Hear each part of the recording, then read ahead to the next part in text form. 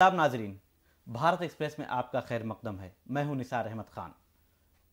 5 रियासतों के असम्बली इंतखाबात के नताइज के बाद बीजेपी ने जहां 3 रियासतों में शानदार कामयाबी हासिल की थी, लेकिन उसके लिए वजीर आला ओहदे को लेकर काफ़ी गहमा गहमी देखने को मिल रही थी, काफ़ी शशोपंज का सामना करना पड़ा। बीजेपी ने आज मध्य प्रदेश में अपने वजीर आला का नाम ऐलान करते हुए हर किसी को हैरान कर दिया है। बीजेपी ने वजीर आला के तौर पर मोहन यादव का चेहरा पेश किया है, जो मोहन यादव 2013 से मेंबर असेंबली मुंतखब होते रहे। हालांकि वो दौड़ में कहीं भी शामिल नहीं थे। जो कई अहम नाम सामने आ रहे थे उसमें वो शामिल नहीं थे, लेकिन बीजेपी ने अपनी पार्टी के पुराने नेता को, पुराने लीडर को और आरएसएस से वाबस्ता मोहन यादव को वजीर आला बनाकर तमाम लोगों को हैरान कर दिया है और पार्टी कारकुनान में जोश भी भर दिया है। बहरहाल इसी मौजू पर तफसीली बातचीत करेंगे डॉक्टर खालिद रजा खान साहब, जो भारत एक्सप्रेस उर्दू के एडिटर हैं और स्टूडियो में हमारे साथ मौजूद हैं। डॉक्टर साहब, मोहन यादव का नाम कहीं भी नहीं था, लेकिन मोहन यादव को आज वजीर आला के तौर पर पेश कर दिया गया है। शिवराज सिंह चौहान ने इस्तीफा दे दिया है, उनका इस्तीफा भी मंजूर हो गया है। अब मोहन यादव जल्द ही हल्फ लेंगे। देखिए, वज़ीर-ए-आज़म नरेंद्र मोदी की आदत है, वो चौंकाते हैं सबको बहुत सारे फैसलों से अपने, और कि वो और ऐसी उम्मीद थी कि वो यानी सेंट्रल लीडरशिप, चूँकि वज़ीर-ए-आज़म हैं और वो सेंट्रल लीडरशिप में जो फैसला है, जो आला कमान है, उसमें जेपी नड्डा भी शामिल हैं, अमित शाह भी हैं और वज़ीर-ए-आज़म नरेंद्र मोदी भी हैं। लेकिन ये तमाम में जाहिर सी बात है फैसला ये तीनों मिलकर या और भी जो सेंट्रल लीडरशिप है, सीनियर लीडरशिप, उन सब ने मिलकर किया है। लेकिन अगर वज़ीर-ए-आज़म नरेंद्र मोदी को जहाँ तक हम सब लोग समझते हैं कि अगर उन्होंने जो अपनी राय दी होगी तो वो यही राय दी होगी, और वो उनकी आदत में शुमार है, वो सबको चौंकाते हैं और ऐसा चौंकाते हैं कि सब लोग कोई सोच नहीं पाता कि वो ये हो क्या गया। तो उसी तरह का ये फैसला है कि तमाम बड़े सीनियर लीडर्स मध्य प्रदेश में जो जीत कर आए थे या जो मरकज़ी वज़ीर भी रहे, वो सब रेस में शामिल थे, और उन सब के नाम से बीच में एक ऐसा नाम निकाला उन्होंने जो बहुत सीनियर लीडर भी नहीं है, और वो सिर्फ 2013 से मेंबर असेंबली होते आए हैं और जनूबी उज्जैन से जीतते हैं। वो 2013 में पहली बार एमएलए बने और आज 2023 में वो मध्य प्रदेश जैसी रियासत के, इतनी बड़ी रियासत के वो वज़ीर आला और चीफ मिनिस्टर बनकर उभरे हैं। तो ये और कमाल ये है कि ये वो कहीं रेस में भी नहीं थे। उनके नाम की तरफ न ही मीडिया, न ही किसी बीजेपी लीडर का, न किसी अपोजिशन लीडर का, न अवाम का, न उनके घर वालों का, वो उन्होंने ख्वाबो ख्याल में भी नहीं सोचा होगा कि इनका नाम सामने आएगा। तो अब इसमें कमाल की बात यह है कि तमाम जो लोग रेस में शामिल थे, जिसमें प्रहलाद पटेल हैं और नरेंद्र सिंह तोमर, अभी जो नरेंद्र सिंह तोमर इतने सीनियर लीडर हैं और मरकज में वो वजीर रहे हैं, एग्रीकल्चर मिनिस्टर रहे, और मरकज में वजीर रहे ज्योतिरादित्य सिंधिया, जो रॉयल फैमिली से भी आते हैं। सबको उम्मीदें थी कि इस बार शायद रॉयल फैमिली को मौका मिल जाए और ज्योतिरादित्य सिंधिया को चीफ मिनिस्टर बना दिया जाए। और उसके अलावा और बहुत ज़्यादा उम्मीदें पाले हुए थे, जो लाडली बहना के नाम पर तमाम लोग कह रहे थे, तमाम एनालिस्ट की राय थी कि इसने ये गेम चेंजर साबित हुआ है। तो शिवराज सिंह चौहान को खुद बहुत ज़्यादा उम्मीदें थी कि उनको फिर से मौका मिलेगा। तो कुल मिलाकर, और फिर और भी कई सीनियर लीडर रहे हैं, तो कुल मिलाकर तमाम लोगों, और ये जो फैसला था इसमें जो वक्त लग रहा था वो इसीलिए वक्त लग रहा था क्योंकि 8 दिन के बाद ये फैसला हुआ है। तो 8 दिन के बाद 3 को इलेक्शन का रिजल्ट आया है और 11 तारीख को ये फैसला हुआ है। तो 8 दिन लग गए इस फैसले को करने में, और जबकि बीजेपी वहाँ बहुत बेहतरीन मेजोरिटी में है, तकरीबन 2/3 के उसने सीटें हासिल की हैं। तो ऐसे में इसके बावजूद फैसला नहीं कर पाना, यही चौंकाने वाला फैसला होना था। मरकज़ी जो लीडरशिप है, जो बीजेपी के आला कमान है, इसीलिए फैसले में इतना डिले हो रहा था। अब उम्मीद की जानी चाहिए कि ये जो नए वज़ीर आला बने हैं ये अच्छा काम करेंगे, नौजवान लीडर हैं। आपने सीएम फेस की बात की, जो उसकी दौड़ में एक फहरिस्त शामिल थी, उसका आपने जिक्र किया। शिवराज सिंह चौहान की तरफ से भी इलेक्शन के नताइज आने के बाद से काफ़ी कोशिशें जारी थी। वो बहनों से मिल रहे थे, क्योंकि वो रियासत के एक तरह से मामा हैं, और तमाम बहनों से, लाडली बहना से मुलाकात कर रहे थे। कारकुनान से भी एक तरह से उनकी बातचीत होती थी और उसमें उन्होंने ये तो कहा कि मैं वजीर आला बनने का दावेदार गरचे नहीं हूँ, लेकिन हाँ मैं रियासत का मामा हूँ। इस तरह से एक पूरा माहौल वो बना रहे थे, माहौल साजी की जा रही थी, लेकिन वो पीछे रह गए। आज उनके चेहरे पर मायूसी वाज़ेह तौर पर दिखाई दे रही थी। उन्होंने इस्तीफ़ा भी दे दिया है, क्योंकि मजबूर होकर इस्तीफ़ा देना पड़ा। और उनके अंदर अभी भी एक बार और ख्वाहिश थी। 16.5 सालों तक वजीर आला रह चुके हैं, कहाँ पीछे रह गए?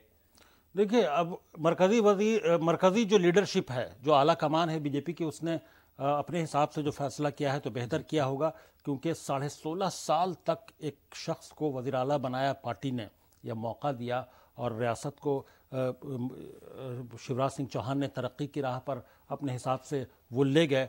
लेकिन अब उसके बाद अगर फिर वो उम्मीदें अगर रख रहे थे तो ये शायद सेंट्रल लीडरशिप को ऐसा लगा कि अब तब्दीली का वक्त आ गया है, तो उन्होंने तब्दीली की, और तब्दीली भी ऐसी की कि एक नौजवान को ही हाथ में कमान सौंपी है। और कि चूँकि ये ABVP से आए हुए हैं और 2013 में जीते हैं पहली बार, यानी वो दूसरा या तीसरा टर्म है इनका, तीसरा टर्म है।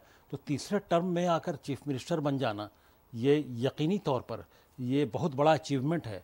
और ये जो मोहन यादव हैं, इनके लिए ये बहुत बड़ी बात है, इनके तमाम अहले खाना के लिए, इनके लिए। और चूँकि अब एक जवान हाथ में कमान सौंपी है रियासत की, तो सेंट्रल लीडरशिप को बहुत ज़्यादा उम्मीदें भी होंगी, और उम्मीदें इसलिए भी होंगी क्योंकि 2024 का इलेक्शन लड़ने के लिए रियासत की कमान मोहन यादव को दी है। तो यकीनी तौर पर सेंट्रल लीडरशिप ने कुछ सोचा है कि इसका इम्पैक्ट मोहन यादव को अगर बना रहे हैं तो यूपी में, बिहार में और ख़ुद मध्य प्रदेश में बहुत यादवों की तादाद बहुत अच्छी है, और वो इसका चाहेंगे कि इसको किसी तरह से यूपी और बिहार में भी इसका इम्पैक्ट डाला जाए कि एक यादव को उन्होंने मध्य प्रदेश में CM बनाया है। डॉक्टर साहब, सिर्फ मोहन यादव का नाम सामने लाकर सिर्फ बीजेपी ने नहीं हैरान किया है, बल्कि जगदीश देवड़ा और राजीव शुक्ला, दो ऐसे नाम हैं जिनको नायब वज़ीर आला, डिप्टी CM बनाया जा रहा है।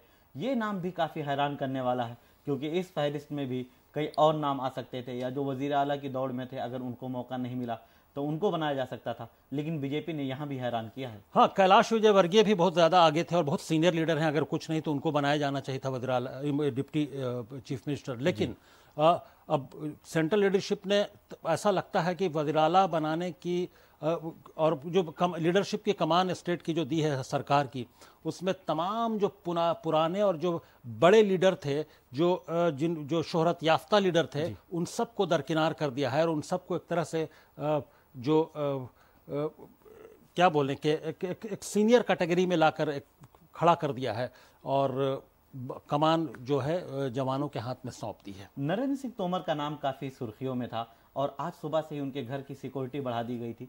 उस वक्त ये खबरें आने लगीं कि शायद नरेंद्र सिंह तोमर का ही नाम आज फाइनल किया जाएगा, लेकिन जब हरियाणा के वज़ीर आला मनोहर लाल खट्टर ने मोहन यादव का नाम फाइनल किया, उसके बाद में इनको असेंबली स्पीकर बनाए जाने की बात सामने आई है कि नरेंद्र सिंह तोमर, वो शायद सिक्योरिटी इसीलिए बढ़ाई गई थी कि उनको असेंबली का स्पीकर बनाया जाना था।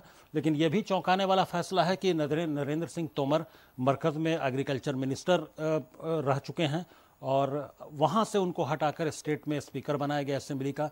ये भी चौंकाने वाला फैसला है। तो ये कुल मिलाकर मध्य प्रदेश की जो पूरी कमान सौंपी गई है सरकार की, जो पूरी सरकार की तश्कील है, वो यकीनी तौर पर ये सब के लिए एक चौंकाने वाला मामला है, चौंकाने वाली बात है कि आखिर कि मरकज़ी जो लीडरशिप है बीजेपी की, उसने कुछ सोच कर और 2024 के लोकसभा इलेक्शन को ही नज़र में रखकर यह फैसला किया है। ये तो तय है कि फैसला उसी को नज़र में रखकर किया गया, और राजस्थान में भी यकीनी तौर पर ऐसा ही होने वाला है। 2024 का आप जिक्र कर रहे हैं, इसी सिलसिले में आखिरी सवाल का जवाब मैं चाहता हूँ डॉक्टर साहब, कि 2024 के लिए मोहन यादव को जिम्मेदारी दी गई है, और बहुत बड़ी जिम्मेदारी दी गई है।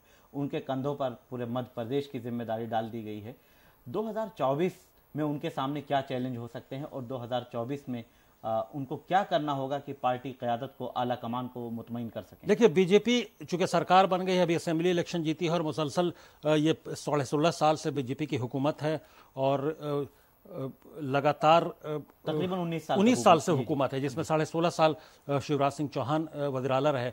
तो 19 साल से हुकूमत के बाद फिर एक 5 साल और हुकूमत, इसका मतलब कि बीजेपी की पूरी पकड़ है वहाँ के तमाम वोटरों पर, वहाँ के उनके कार्डर मजबूत हैं, तो यकीनी तौर पर इसका फ़ायदा लोकसभा इलेक्शन में लेने की पूरी कोशिश। और मुझे उम्मीद है कि लोकसभा इलेक्शन में, और पार्टी को भी उम्मीद होगी कि इतनी रियासत में मजबूत है वो पार्टी बीजेपी कि वो लोकसभा इलेक्शन में इसको रिपीट कर सके जो रियासत में उसने हासिल की है कामयाबी। बहुत शुक्रिया आपका डॉक्टर साहब। बहरहाल बीजेपी ने मोहन यादव को मुख्यमंत्री यानी वजीर आला का उम्मीदवार, बल्कि वजीर आला बना दिया है और अब उनके कंधों पर 2024 लोकसभा इलेक्शन की तैयारी सौंप दी है। अब उनको वजीर आला, वजीर आजम नरेंद्र मोदी या पार्टी की हाईकमान की जो एक जिम्मेदारी मिली है उसको पूरा करने के लिए उनको अभी से इकदाम करने होंगे और कमर कसनी होगी। बहरहाल बीजेपी के इस फैसले ने हर किसी को हैरान किया है। आप देखते रहें भारत एक्सप्रेस और हमें दें इजाज़त। अगर हमारे यूट्यूब चैनल को आपने अब तक सब्सक्राइब नहीं किया है तो सब्सक्राइब करें। हमारे फेसबुक पेज को आपने अगर फॉलो नहीं किया है तो फॉलो करें। अगर हमारी वीडियो आपको पसंद आए तो अपनी राय भी देते रहें और आपकी राय को भी हम आगे से पेश करते रहेंगे और उसी के मुताबिक अपनी वीडियो में आगे के जो हमारे टॉपिक्स होंगे या जो भी मौज़ूआत होंगे उनको भी लाते रहेंगे। शुक्रिया।